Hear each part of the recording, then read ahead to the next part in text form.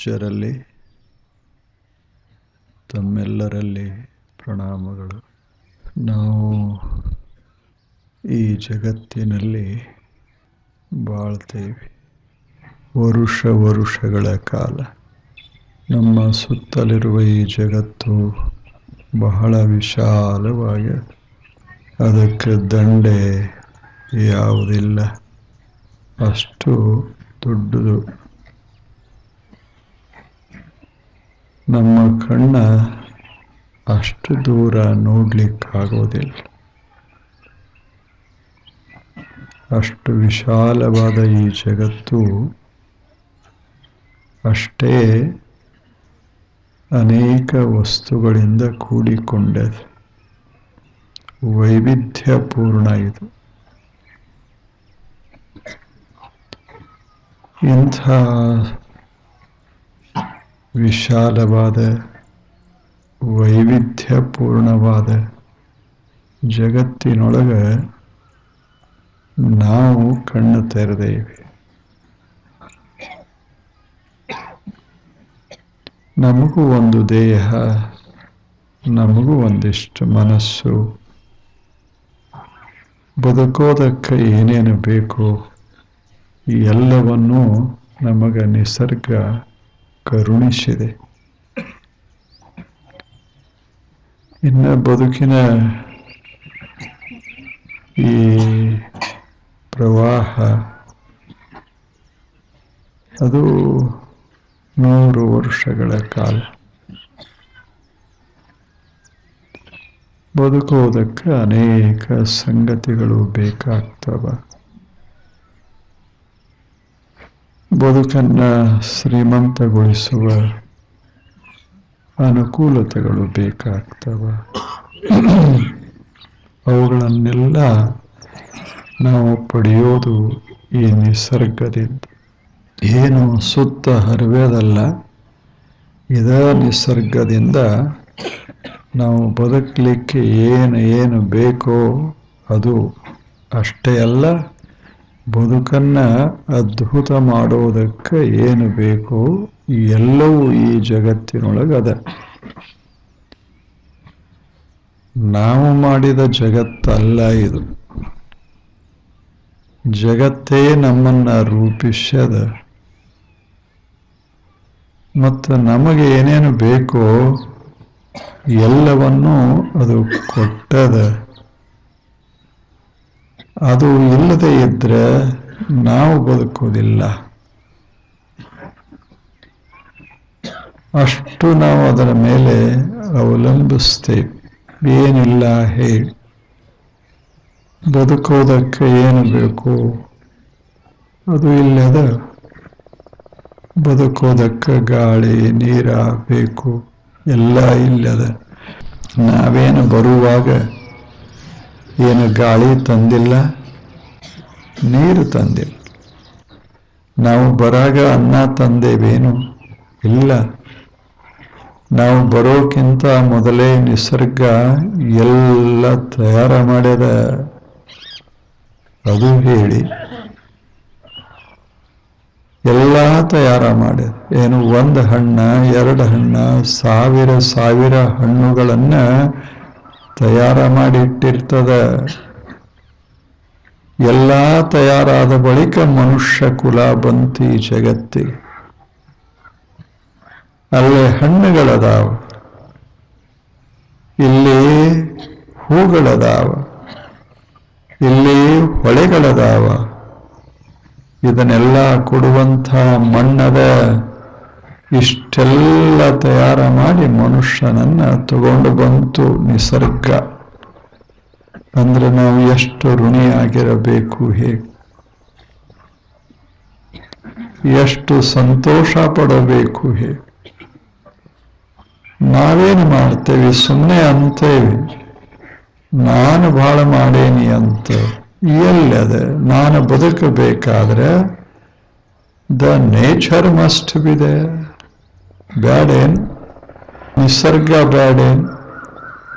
ಇಂಥ ನಿಸರ್ಗದ ಮೇಲೆ ಪ್ರತಿ ಕ್ಷಣ ಕ್ಷಣ ಕ್ಷಣ ಬರೇ 1 ದಿವಸ 2 ದಿವಸ ಅಲ್ಲ, ಯಾವಾಗಲೇ ಒಮ್ಮೊಮ್ಮೆಲ್ಲ ಪ್ರತಿ ಕ್ಷಣವೂ ನಾವು ಅವಲಂಬಿಸ್ತಾ ಇರ್ತೇವೆ. ಅಂದಾಗ ಈ ನಿಸರ್ಗಕ್ಕೂ ಮನುಷ್ಯನ ಜೀವನಕ್ಕೂ ಎಷ್ಟು ಸಂಬಂಧದ, ಇದನ್ನ ಅರಿತುಕೊಂಡಿರಬೇಕು ಮನುಷ್ಯ, ಇದನ್ನ ಅರಿತುಕೊಂಡಿರಬೇಕು. ಆದ್ದರಿಂದಲೇ ನಾವು ನಿಸರ್ಗಕ್ಕೆ ದೃಶ್ಯ ದೇವರು ಅಂತ ಕರೆಯೋದು. ಕಾಣುವ ದೇವರು ಯಾಕೆ? ನಮ್ಮನ್ನ ರಕ್ಷಿಸ್ತದೆ, ನಮ್ಮನ್ನ ಪೋಷಿಸ್ತದೆ, ನಮಗೆ ಏನು ಬೇಕೋ ಎಲ್ಲವನ್ನ ಅದು ಕೊಡ್ತದೆ. ಆದ್ದರಿಂದ ಇದು ನಮ್ಮ ದೇವರು. ಯಾರು ಕೊಡ್ತಾರ ಹೇಳಿ? ಯಾರು ಕೊಡ್ತಾರೆ? ಹರಿಯುವ ನದಿ ಹರಿಯದೇ ಇದ್ದರೆ, ಬೆಳೆವ ಭೂಮಿ ಬೆಳೆಯದೇ ಇದ್ದರೆ, ಹೊರಡುವ ಸೂರ್ಯ ಮೂಡದೇ ಇದ್ದರೆ, ಬೀಸುವ ಗಾಳಿ ಬೀಸದೇ ಇದ್ರೆ ಎಲ್ಲದ ಜೀವನ? ಎಲ್ಲದ? ನಾವೆಲ್ಲ ಇಲ್ಲೇ ಇರೋದು, ಈ ಜಗತ್ತಿನ ಒಳಗಿರೋದು, ನಿಸರ್ಗದಿಂದ ಎಲ್ಲವನ್ನ ಪಡೆಯೋದು. ಯಾವುದರಿಂದ ಎಲ್ಲವನ್ನ ಪಡಿತೇವೆ? ಜೀವನಕ್ಕೆ ಯಾವುದರಿಂದ ಅರ್ಥ ಬರ್ತದೆ, ಜೀವನ ಯಾವುದರಿಂದ ಸಮೃದ್ಧವಾಗ್ತದೆ ಅಂಥ ನಿಸರ್ಗಕ್ಕೆ ನಾವು ಋಣಿಯಾಗಿರಬೇಕಾಗ್ತದೆ. ಋಣಿಯಾಗಿರಬೇಕು. ಪ್ರತಿ ಕ್ಷಣ ಕ್ಷಣ ನಾವು ಅದನ್ನು ನೆನೆಸಿಕೊಂಡಿರಬೇಕದ. ಭೂಮಿಯನ್ನ ಬಿಟ್ಟು ಬದುಕಲಿಕ್ಕಾಗೋದಿಲ್ಲ. ಎಲ್ಲರೇ ಆಕಾಶಕ್ಕೆ ಹೋದ್ರೆ ಬದುಕಲಿಕ್ಕೆ ಆಗ್ತದೇನು? ಇದು ಬೇಕಾಗ್ತದೆ. ಇಲ್ಲಿಯೇ ನಾವು ಬಂದಿರೋದು, ವಾಸ ಮಾಡಿರೋದು ಇಲ್ಲೇ. ಅಷ್ಟೇ ಅಲ್ಲ, ನಿಸರ್ಗ ನಮಗೆ ಇನ್ನೊಂದು ಅವಕಾಶ ಕೊಟ್ಟದೆ. ಇಂಥ ನಿಸರ್ಗವನ್ನು ನೋಡುವ, ಕೇಳುವ, ಮುಟ್ಟುವ, ಮೂಷಿಸುವ, ಅದನ್ನ ಸ್ಪರ್ಶಿಸುವ, ಅನುಭವಿಸುವ ಅವಕಾಶ ಕೊಟ್ಟದ ಈ ನಿಸರ್ಗ. ಇಷ್ಟೆಲ್ಲ ಕೊಟ್ಟ ನಿಸರ್ಗ ಇದು ಸುಂದರವಾಗಿರಬೇಕು ಅಂತ ಭಾವದ ಅಲ್ಲ, ಇದ ಧರ್ಮ ಭಾವ. ಇದಕ್ಕೆ ಧರ್ಮ ಅಂತಾರೆ. ಚೀನಾ ದೇಶದೊಳಗ ಒಂದು ಗಾದೆ ಮಾತದ. ಧರ್ಮ ಅಂದ್ರೆ ಏನು? ಯಾವುದು ಧರ್ಮ? ಧರ್ಮದ ಅರ್ಥ ಏನು? ಅವರು ಹೇಳ್ತಾರೆ, ಧರ್ಮ ಅಂದ್ರೆ ನಾವು ಯಾವುದರಿಂದ ಏನನ್ನ ಪಡೆಯುತ್ತೇವೆ ಅದಕ್ಕಾಗಿ ಅದಕ್ಕೆ ಋಣಿಯಾಗಿರಬೇಕು, ಕೃತಜ್ಞತೆಯನ್ನ ಸಲ್ಲಿಸಬೇಕು. ಕೃತಜ್ಞತಾ ಇದೇನು ವ್ಯಕ್ತ ಮಾಡ್ತೇವಲ್ಲ, ಇದೇ ಧರ್ಮ. If you drink water from a pond, you have to remember it and express your gratefulness to it. ಮನುಷ್ಯನೇ, ಅವರಂತಾರೆ, ಮನುಷ್ಯನೇ ಒಂದು ಹೊಂಡದಿಂದ ಒಂದು ಸಣ್ಣ ಹೊಂಡ, ಕೈಹೊಂಡ, ಅದರಿಂದ ಒಂದು ಬೊಗಸೆ ನೀನು ನೀರ ಕುಡಿದ್ರೆ ನೀನು ನೆನಪಿಟ್ಟು ಮತ್ತು ಕೃತಜ್ಞತಾ ಹೇಳು. ನನಗೆ ನೀರಡಿಕೆಯಾದಾಗ ನೀನು ನನಗಾಗಿ ನೀರನ್ನ ಉಳಿಸಿ ನಿನ್ನ ಒಡಲಲ್ಲಿ ಇಟ್ಟುಕೊಂಡು ಒಂದಿಷ್ಟು ನೀರ ಕೊಟ್ಟಿಯಲ್ಲ ಅಂತ ಕೃತಜ್ಞತಾ ವ್ಯಕ್ತ ಮಾಡು. This is A religion. ಇದು ಧರ್ಮ. ಜಗತ್ತಿನಿಂದ ಪಡಿತೇವೆ, ಜಗತ್ತಿಗೆ ನಾವು ಕೃತಜ್ಞತಾ ಸಲ್ಲಿಸೋದು. ಅದಕ್ಕೆ ನಾವೇನು ಕೊಡೋದಿಲ್ಲ. ನಾವು ಬರೇ ಪಡೆಯವರೇ ವಿನಃ ಜಗತ್ತಿಗೇನು ಕೊಡೋರು. ನಮ್ಮಲ್ಲೇನದ ಕೊಡೋದಕ್ಕಾಗಿ, ನಮ್ಮಲ್ಲೇನದ ಏನೇನದ ಎಲ್ಲ ಜಗತ್ತಿನ ಭಾಗ ಇದು. ಹೀಗಿರುವಾಗ ನಾವೇನು ಕೊಡಬೇಕಾಗಿಲ್ಲ. ಜಗತ್ತು ನಮ್ಮಿಂದ ಏನನ್ನೂ ಬಯಸೋದಿಲ್ಲ. ಜಗತ್ತ ಅಂತದ ಚಂದಾಗಿ ಬದುಕೊಂದಿಷ್ಟು. ನಾನಿಷ್ಟೆಲ್ಲ ಕೊಟ್ಟೇನೆ, ಇದನ್ನೆಲ್ಲ ತಗೊಂಡು ಬದುಕೊಂದಿಷ್ಟು ಚಂದಾಗಿ. ಯಾಕೆ ಜಗಳ ಮಾಡ್ತೀಯ? ಯಾವುದರಿಂದ ನಿನ್ನ ಬದುಕು ಚಂದ ಆಗ್ತದೆ ಅದನ್ನು ಯಾಕೆ ಹೊಲಸ ಮಾಡ್ತೀಯ? ಅದನ್ನು ಯಾಕೆ ಕೆಡಿಸ್ತೀಯ? ಹೇಳು. ಅದು ಜಾಣತನವೇನು? ಒಂದು ನೌಕೆ ಹೋಗ್ತಿತ್ತು. ಒಂದು ನೌಕೆಯೊಳಗೆ ಕೂತಾರ 4 ಮಂದಿ. ಸಾಗರ ಅದು, ಸರೋವರ. ಅದರಾಗ ನೌಕೆ ಹೀಗೆ ಚಲಿಸ್ತಾ ಅದು ತೇಲಿಸ್ತ. ಈ 4 ಜನ ಅದಾರಲ್ಲ, 4 ಜನ ಜಗಳ ಮಾಡಿದ್ರು. ತಣ್ಣಗೆ ಹೋಗಬಾರದು. ಮತ್ತೆ ಎಲ್ಲದಾರ? ಸಮುದ್ರದಾಗದಾರ, ತೇಲಾಕ್ ಹತ್ಯಾರ. 4 ಮಂದಿ 2 ಪಕ್ಷ ಮಾಡಿ ಜಗಳ ಮಾಡಿದ್ರು.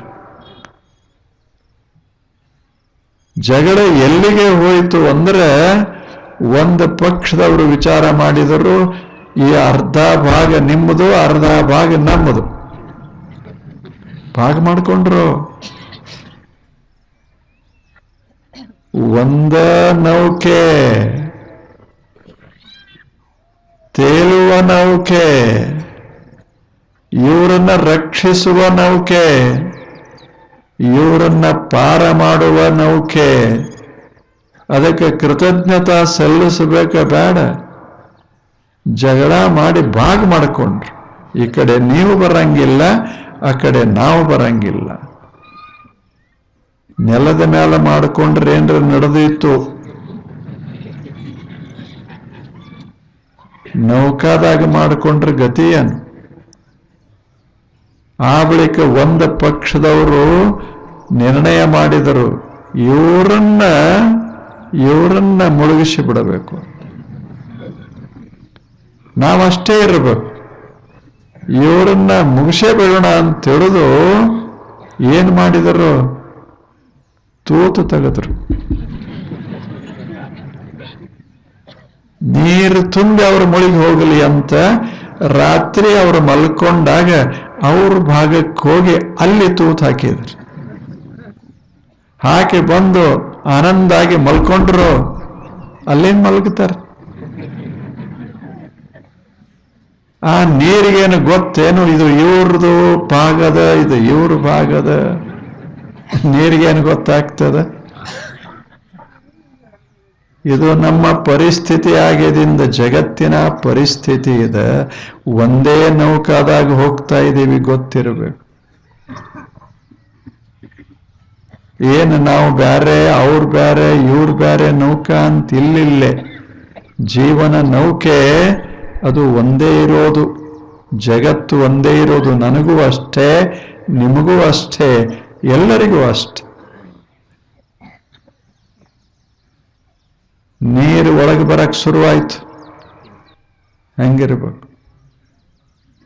ಅಲ್ಲಿನ ಆಚೆ ಕಡೆ ಅಷ್ಟೇ ಇತ್ತೇನು? ಆ ನೀರಿಗೆ ಹೇಳಿದರು, ನೀನು ಆಚೆ ಕಡೆ ನೀರ ಅಲ್ಲೇ ಇರು ಅಂದರು, ಉತ್ಸದಿ ಅಂತ. ಮನುಷ್ಯನ ವಿಭಿನ್ನ ಭಾವನೆ ನಮ್ಮೊಳಗಿಲ್ಲ. ನಾವು ನೀರ, ಏನು ಸಮುದ್ರದ ನೀರ ಒಳಗೆ ಚಿಮ್ತೋ ಹಡಗು ಮುಳುಗಾಕ್ ಶುರುವಾಯಿತು. ಇವರು ಅವರು ಇಬ್ರು ಮುಚ್ಚೋ ಪ್ರಯತ್ನರೇ ಮಾಡಬೇಕಲ್ಲ, ಅದು ಇಲ್ಲ. ಅದು ಇಲ್ಲ. ಇವ್ರಂದ್ರು ಅವರು ಹೋಗ್ಲಿ ಅಂದರು, ಅವ್ರಂದ್ರು ನಾವಾಟೆ ಯಾಕೆ ನೀವು ಹೋಗ್ರಿ ಅಂದರು. ಇದ್ಯಾವ ಜಾಣತನ ಹೇಳಿ? ಹಡಗ ಮುಳುಗ್ತೋ, ಒಳಗಿದ್ದವರೆಲ್ಲ ಜಗತ್ತನ್ನೋದೊಂದು ಹಡಗ, ಇದೇ ಭೂಮಿ. ಇದಕ್ಕೆ ರಂಧ್ರ ಹಾಕಬಾರದು, ಇದನ್ನ ಕೆಡಿಸಬಾರದು. ಎಲ್ಲರೇ ಭೂಮಂಡಲವನ್ನ ಕೆಡಿಸಿದೇವಿ, ನಾವಷ್ಟು ಬದುಕ್ತೇವಿ ಅಂತಲ್ಲ, ಇವರಷ್ಟು ಹೋಗ್ತಾರಂತಲ್ಲ, ಎಲ್ಲರೂ ಕೂಡ ಹೋಗಬೇಕು. ಇದು ಜಾಣತನ ಇರಬೇಕು. ಮನುಷ್ಯ ಇಷ್ಟು ಗೊತ್ತಿಲ್ಲದ ಬಳಿಕ ಮನುಷ್ಯ ಜಾಣ ಅಂತ ಅನ್ನೋದು ಹೇಗ ಹೇಳಿ? ನಂದೇನ್ಯಾಕೆ ಹಾಕೊಂಡ್ಯಾಕ ಅವ ಹೋಗಬೇಕು, ಅವನಿಗೆ ಹೋದ ಬಳಿಕ ನೀವು ಹೋದ ಬಳಿಕ ಅಲ್ಲೇನದ ಈ ಜಗ? ಚೆನ್ನಾಗಿರಬೇಕದ, ಚೆನ್ನಾಗಿರಬೇಕು. ಎರಡೂ ಬೇಕು, ಜಗತ್ತು ಬೇಕು, ನಾವು ಬೇಕು. ಜಗತ್ತನ್ನ ಹಾಳು ಮಾಡಬಾರದು. ಜಗತ್ತನ್ನ ಬಿಟ್ಟರೆ ನಮಗೆ ಬದುಕಲಿಕ್ಕೆ ಸಾಧ್ಯ ಇಲ್ಲ. We have to depend upon the nature every moment of our life. ಅಲ್ಲವೇನು ಹೇಳಿ? ಪ್ರತಿ ಕ್ಷಣ ನಾವು ಬದುಕಬೇಕಾಗ್ತದೆ, ಅವಲಂಬಿಸಬೇಕಾಗ್ತದೆ. ಮನುಷ್ಯನೇ ಹೊಂದಿಕೊಂಡ ಬದುಕು, ಹೊಂದಿಕೊಂಡ ಬದುಕು. ಇರುವುದೇ 4 ವರ್ಷ ಬದುಕ್ತೇವೆ, ಇರೋದರಾಗ ಜಗಳ ಯಾಕೆ, ಹೊಡೆದಾಟ ಯಾಕೆ? ಭೂಮಿ ಎಲ್ಲವನ್ನೂ ರಕ್ಷಿಸುವಷ್ಟು, ಎಲ್ಲರನ್ನೂ ರಕ್ಷಿಸುವಷ್ಟು ಅನ್ನ ಕೊಡುವಾಗ, ಎಲ್ಲರಿಗೂ ಸಾಕಾಗುವಷ್ಟು ನೀರನ್ನ ಕೊಡುವಾಗ, ಮನುಷ್ಯನೇ ಹೋರಾಟ ಯಾಕೆ ಹೇಳು? ನೀನು ಜಾಣನಲ್ಲ, ಮನುಷ್ಯನೇ ನೀನು ಜಾಣನಲ್ಲ. ಯಾವುದರ ಮೇಲೆ ನೀನು ಕುಂತಿಯಲ್ಲ, ಅದನ್ನ ಕೆಡಿಸೋ ಪ್ರಯತ್ನ ಮಾಡಿದರೆ ಗತಿಯೇನಾದೀತು? ನಿಂದರೆ ಏನು, ಮಂದಿದರೆ. ಆದ್ದರಿಂದ ನೀನು ಚೆನ್ನಾಗಿ ಬಾಳಬೇಕಾದ್ರೆ ಇದು ಚೆನ್ನಾಗಿ ಇರಬೇಕು. ಇದನ್ನ ನೀನು ಪ್ರೀತಿಸು, ಈ ನಿಸರ್ಗವನ್ನ ಪ್ರೀತಿಸು. ಯಾಕೆ? ಅದೇ ನಿನ್ನನ್ನು ಕಾಪಾಡೋದು, ನಿನ್ನನ್ನು ರಕ್ಷಿಸೋದು. ಅದಕ್ಕೆ ಭಾರತ ದೇಶದಲ್ಲಿ ನೋಡಬೇಕು, ನೀರು ಕಂಡ್ರೆ ನಮಸ್ಕಾರ ಮಾಡ್ತಾರೆ,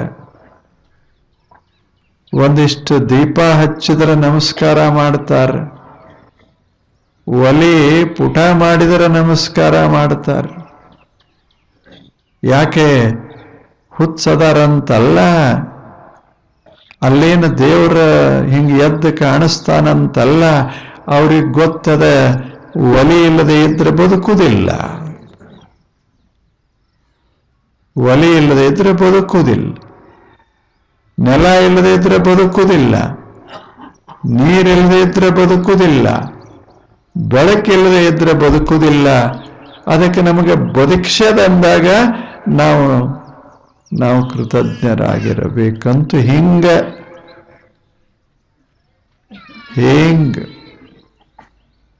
ಅದೊಂದು ಭಾವ, ಸುಂದರವಾದ ಭಾವ, ಸುಂದರವಾದ ಭಾವ. ಇಂಥ ಭಾವಕ್ಕೆ ಧರ್ಮ ಅಂತ ಕರೀತಾರೆ. ಆದ್ದರಿಂದ ಜಗತ್ತನ್ನ ನಾನು ಸದಾ ರಕ್ಷಿಸಬೇಕು, ಅದು ನನ್ನನ್ನ ರಕ್ಷಿಸ್ತದೆ. ಧರ್ಮೋ ರಕ್ಷತೆ ರಕ್ಷಿತಃ. ಮನುಷ್ಯನೇ ನಿನ್ನ ಸುತ್ತಲಿರುವ ನಿಸರ್ಗವನ್ನು ರಕ್ಷಿಸು, ಚೆನ್ನಾಗಿ ಇಟ್ಟುಕೋ, ನಿನ್ನ ಜೀವನ ಸುಂದರವಾಗ್ತದೆ. ಎಣ್ಣೆ ಹಾಕು, ದೀಪ ಉರಿಲಿ, ಆರಿಸಬೇಡ. ಯಾಕೆ? ಬೆಳಕ ನಿನಗೆ ಬೇಕಾಗ್ತದೆ, ನಿನಗೆ ಬೇಕು.